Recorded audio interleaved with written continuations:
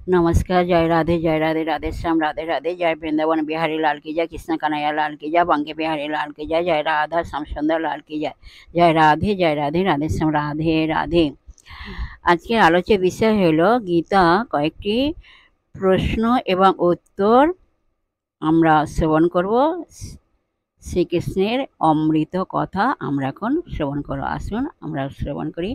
1 নম্বর প্রশ্ন হলো, কর্মফলে আসক্তি বর্জিত হয়ে ঈশ্বরার্থ কর্ম করলে কি লাভ হয়? এর উত্তর হলো কর্মবন্ধন হয় না। 2 নম্বর কোশ্চেন হলো, যজ্ঞের দ্বারা দেবতাদের উপাসনার কি প্রয়োজন? এর উত্তর হলো দেবতাদের কৃপা লাভের জন্য উপাসনা প্রয়োজন। পরবর্তী কোশ্চেন, দেবতাদের দ্বারা প্রদত্ত অন্নপানাদি দেবতাদের না দিয়ে যারা কেবল নিজেরা ভোগ করে শাস্ত্রে তাদের কি বলা হয়েছে? এর উত্তর হলো শাস্ত্রে তাদের চোর বলা হয়েছে। পরবর্তী কোশ্চেন, কর্মের উদ্ভব কোথা থেকে হয়েছে? কর্মের উদ্ভব হয়েছে বেদ থেকে। পরবর্তী কোশ্চেন, যারা আত্মতৃপ্ত তাদের লক্ষণ কি? এর উত্তর হলো তারা আত্মরতি হন, তাদের কোনো কর্তব্যকর্ম থাকে না। জয় রাধে, রাধে শ্যাম, রাধে রাধে, জয় বৃন্দাবন বিহারী লাল কি জয়, কৃষ্ণ কানাইয়া লাল কি জয়, বাঙ্কে বিহারী লাল কি জয় রাধা শ্যাম সুন্দর লাল কি জয়, রাধে রাধে।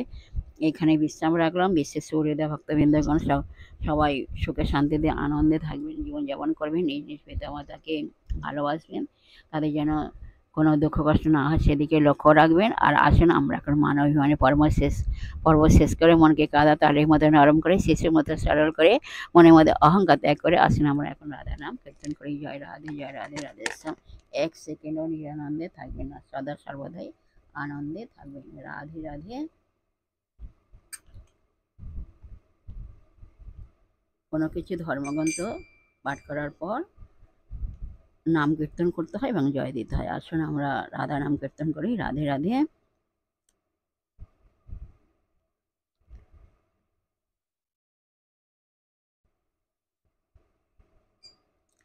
চৌদিকে বেড়াল রমণী সমাজ, মাঝে শোভিত ভেল নটবর রাজ, মাঝে শোভিত ভেল নটবর রাজ।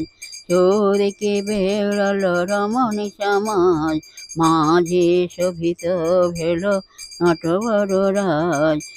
রাধা রাধা রাধা রাধা রাধা রাধা রাধা রাধা রাধা রাধা রাধা রাধা।